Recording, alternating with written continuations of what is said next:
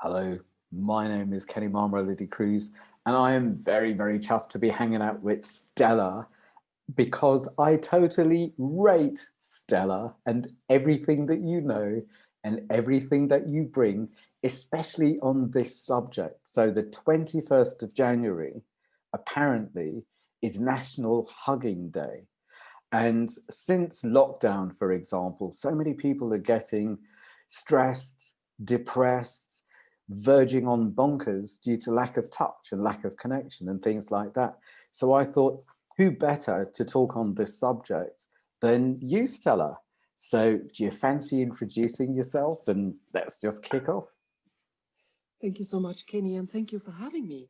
So, my name is Stella Anna Sonnenbaum, and I'm a somatic sexologist. And in my line of work, I talk about touch a lot because it's very vital for lovemaking, also for self lovemaking. And the other thing is that I'm also facilitating cuddle parties. Talking of cuddle parties, at the moment, they are virtual cuddle parties. And since the beginning of the first lockdown last year, due to also my personal situation, I have been researching virtual touch and how and self touch. So how can we stay sane in these crazy times of touch deprivation for many? And I'm so happy to talk about that. Yeah, just at the beginning of January, and so just when we go into another major lockdown as it is at the moment. Mm. First thing off the top of my head, and I might have got this, I don't remember details always. Is it what's released when there's touch? Is it endorphins or oxy something or other? Or Oxytocin, yeah. And so I think it's a kind of like 20-second hug that releases oxytocin. I'm not sure what the theory is behind that, but I think it also needs to be the right person hugging us because it's not the kind of like only hug. It needs to be a person we feel well and safe with. is it the quality or the safety of the touch? Because I know that um, I've got two best friends. One of them, we're always, when we walk, we bump into each other. And when we sit, we, without thinking, we rest our shoulders or our legs. And, it's a physical, normal, physical relationship where with the other guy, there's no touch. And if I happen to bump into him, it's not like we got issues with touch. But if I happen to bump into him while we're walking in the forest, we'll say crab walking. And the first guy, we hug a lot. We're not scared to tell each other that we love each other. The second guy, we hug hello and goodbye, and it's lovely. And rather than saying I love you, he'd say more like I'd take a bullet for you. So it's just very different types of people. The first guy, when we hug, it's a hug. The second guy, when we hug, it's a proper hug, but it would be, what do they call it? An A board hug, where you're kind of like that rather than like this. Do you know what I mean? So is it? A-frame, A-frame hug. That's right. That's Yes, right. genitals far apart. Hmm. Hmm. Yeah. It's a very British hug. So is it the person or the type of connection? Some people I haven't known very well, and it's like hug city because of the quality of it. Where other people I might have known them for decades, but there's a fear. So what type of equality, like what counts as a good 20 seconds? Exactly, exactly. Yeah. And I'm so glad you talk about these wonderful friends. And it sounds as if you need them both. Yeah, I love them. One's ready to take a bullet for you, and the other one you can hug. And this one's Actually, dead. both. That one can cuddle me to feel better about losing.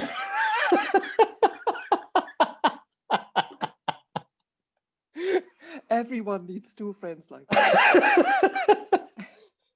You know, Kenny, I think we have a chemistry with some people, a natural chemistry, and I'm thinking of the kind of like bubbles that we can form at the moment. What if the person who we don't have this chemistry with is impossible to form a bubble with because they are in the other bubble?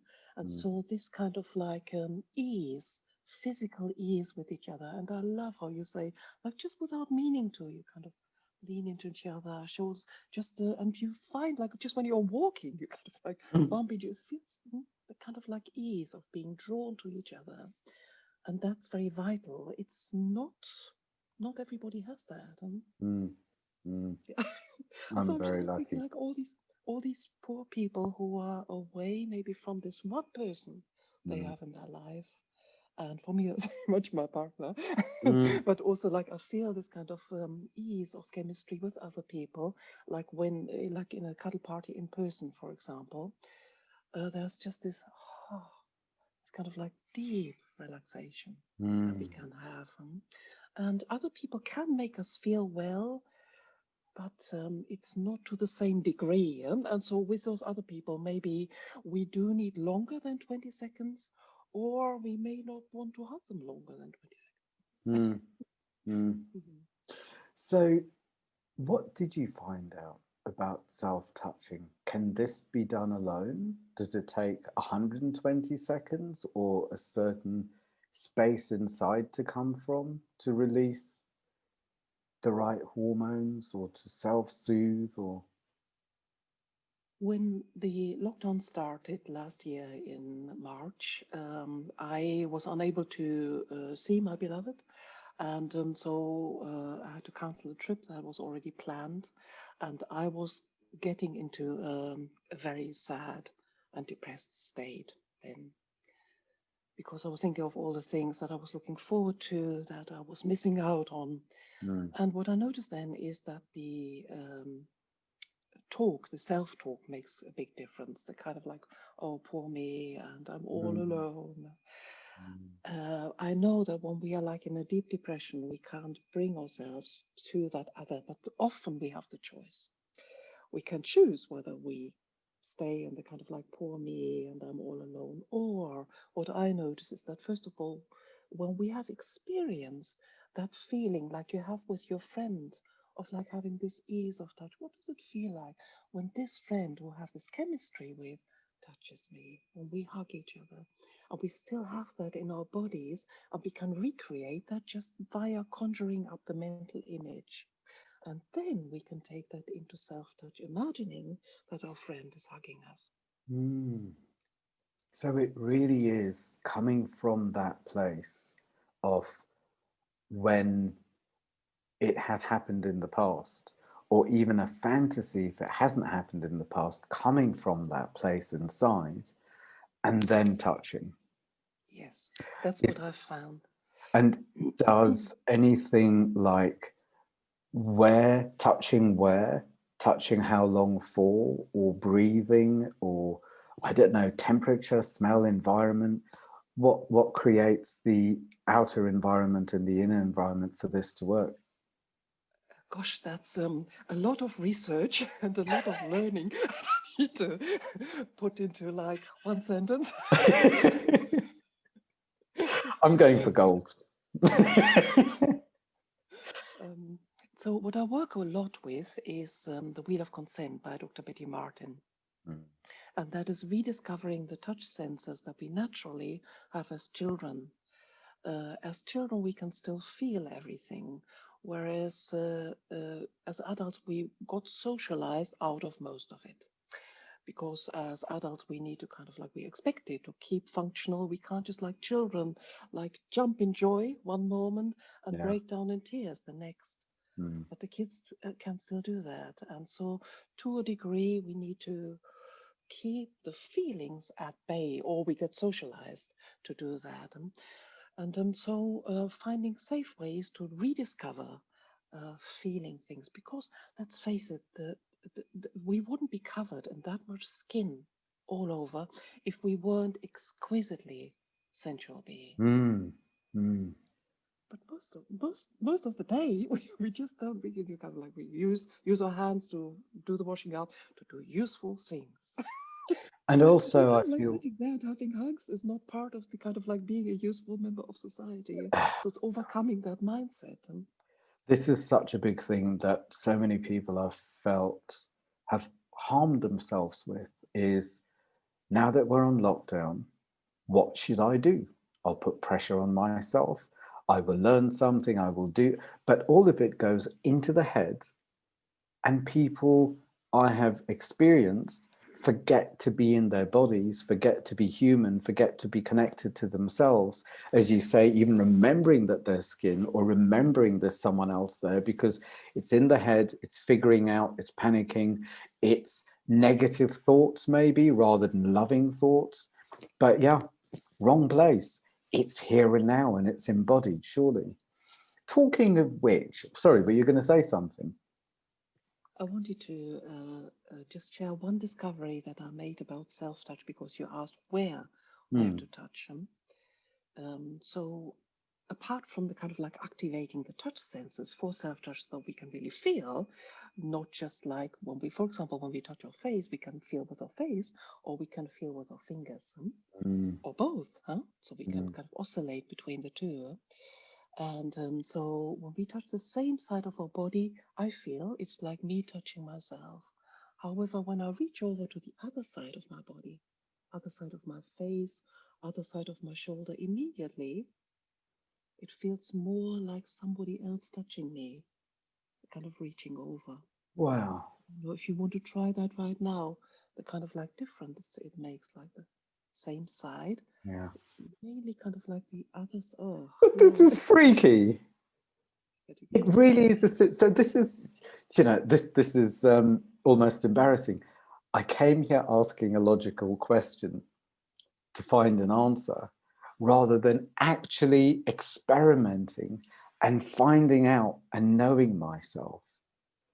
And what I hear you say is try and build a relationship of how this feels and how different this feels. Wow. And getting down to numbers, I guess. Is there research done on the difference in the what are these oxy things called? oxytocin. Oxytocin. In what's released? Is there a difference from here to here? Has it been scientifically tested or anything? I have an academic background, and so I'm sure there's a study on that. I'm sure there's like more intelligent people like me who have actually researched that properly and written a thesis on it. But the And for bottom me, line like is, I'm very practical, and so I'm looking what works for me and what works for my clients. And so, but yeah, I mean, I haven't. Sure, yeah, sure. There's. I hope. I hope there's a study. and with your clients, has there been a pattern to things that more often work, or are they very individual? Gosh, so because I see people in person. So if you talk about somatic sexology, I see people in person, but not during lockdown, obviously. So I had to move a lot of things online, and so my research was like, how can I make virtual touch felt? And and that again is it's about describing. So for example, like one exercise is that the people can touch themselves, but also they can just imagine describing how I'm touching them. And so we can do a short experiment. Are you willing to do that? Sure. Yeah. Is there any specific place where you would like me to touch you virtually? Back, actually, maybe back and heart, front and back heart chakra. As in like holding, yes? Hmm. Okay, just holding still. So if you just close your eyes for a moment, and I imagine that I'm doing that to you. So I would reach out with my hands, and I would imagine that I'm holding the front of your chest and the back of your heart chakra between your shoulder blades. And so at the moment, my palm is pretty much like in the middle of your sternum in the front. My fingertips are a little bit over to your left chest. And so I feel your breath between my hands at the moment. So I'm breathing in with you, really. Feeling that warmth, feeling your heartbeat. And my hands are just moving naturally with your breath. So I invite you to breathe that in for, and then to let it go and do whatever you need to do. To come back to your own body without my hands. Coming back. Opening the eyes. Wow. Do you know, that was verging on psychic, because you named things almost a few seconds after I felt them or after I went there. Do you find that people say that to you? Yes, it's touch that it's not imagined only. It's something that really can be felt, and I It's think it such a connection. shows how much connection we have, even virtually on Zoom. That can be felt, um, and that's not something that we learn at school. It's something that is there, but it's not something that goes into the belief systems that we have in the Western world. And still, people say, "Oh, that's spooky. I can really feel that." And with that, on the other side, I wondered about people not liking the way they're touched or feeling drained from touch. Do you have any tips on how to protect yourself from, some men I've worked with have said, I can be too scared to fall in love too much because of fear of smothering. And then they'd kind of very often remember that they were smothered by their mothers or by an ex or by whoever it is. Have you dealt with anything like that? All the time. A typical example are women who have young children and who get touched all the time. So the kind of like you can't set boundaries. They are your children. Huh? So your body is like has access to the children all the time, and all they are craving for is to just not be touched. Please, yeah, don't touch me. And so if you have then that partner wanting affection, that can just be like, oh, please, yeah, don't touch me. Absolutely, and also the other thing is about setting boundaries. When we allow ourselves to feel, then also we are more susceptible to feeling touch doesn't feel right. That's kind of unwanted touch with an agenda.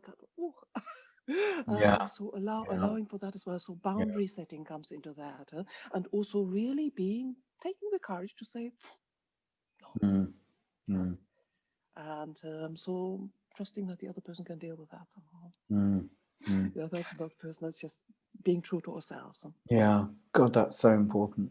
There are so many men who have taken it personally, like their little boy has been abandoned because they're not allowed sex or touch or anything, or get angry because they're not getting their right somehow, which is just ridiculous. But as they talk it through and realize that maybe it's the language in their head or the little boy in them who they need to take care of. So there is a man or a lover or someone conscious and available who is then presented to another person. It doesn't matter if it's a friend or a lover, but I need to take care of that part of me, not offer him around to other people. Then I'm available for intimacy, surely. But this whole thing about, and it's not just men, women have said the same actually, when it's time for sex, it's like it can be so vulnerable to ask for it that it becomes a demand or a should or an unspoken or all sorts of strange things. I'm very curious about your cuddle parties because you made the headlines in all sorts of newspapers and things with your cuddle parties. And I've heard some really amazing things about cuddle parties, especially yours actually. So could you run through that? Sure. I mean, at the moment we are doing virtual cuddle parties, and that makes my heart bleed because it was such a beautiful platform where people could feel safe to ask for touch. And so it starts with a welcome circle where we go through the rules so that everybody can feel safe and to make sure that it's consensual. A cuddle party has platonic touch, and so there wouldn't be any sexual touch as such. So everybody's fully clothed, and so we start with icebreakers, obviously. And one of the first exercises is saying no. And so we have the icebreaker is quite funny because I ask people to turn to their neighbors and to ask, "Can I kiss you?" And the neighbor has to say no. Look them straight in the eye. And so especially for the British, that's kind of, "Oh." And and then the question is like, were you able to say no? Or did you feel the need to kind of like make a joke out of it, to laugh it off? And so I'm German, we can just say nein. What is it, I'm British as well, but they kind of, oh, maybe later. And so that's also, we talk about the kind of like, kind of slithering out of the situation rather than kind of like standing up for ourselves and our rights. Wow. And what is it that people usually come for in a cuddle party? Is it quite simply, I need to be touched? Yes, I need to be touched. I need to be among people, and the kind of physical feeling of uh, being among people, and where touch is allowed, Mm. rather than, for example, being in at a party where you kind of like talk a lot, but there's not this kind of physicality there. Mm. And so the difference between the beginning of the cuddle party and the kind of like ease and wonderful oxytocin feeling at the end, that's quite remarkable. There are also people who have suffered trauma in the past and who want to kind of like feel safer with touch so that they can actually learn to set boundaries. Because really, when we can't say no, then we can't say yes safely either.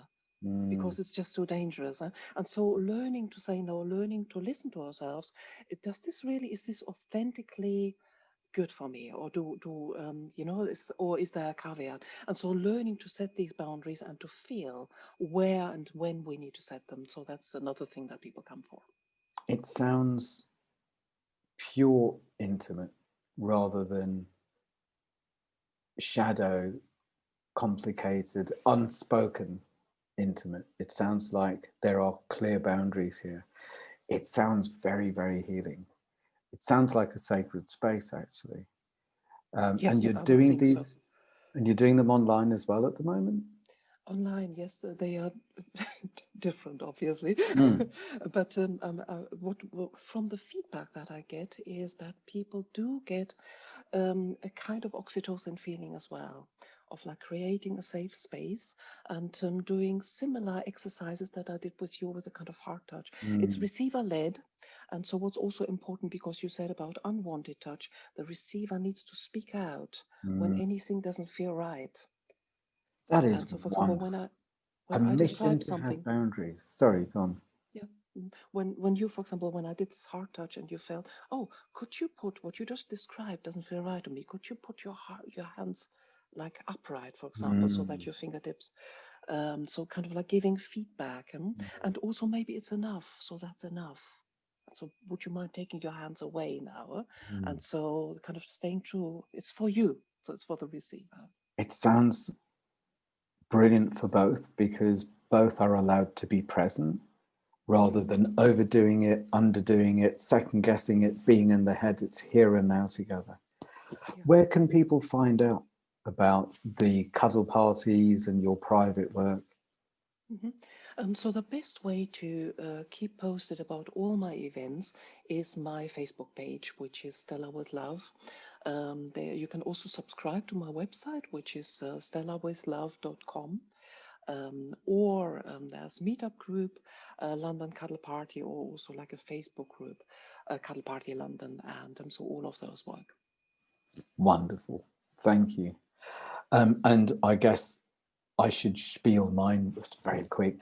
Mensgroups.co.uk. There's a meetup. I don't remember what the address is. But we're holding daily men's groups so everyone can check in and take the edge off and be connected. I guess that's the theme, is be connected. So happy National Hugging Day. And with this level of deprivation, can you imagine how people are going to be on the other side? Because people are talking about their need for touch, where this was always denied. And what you bring to the party is conscious touch with boundaries and respect and awareness.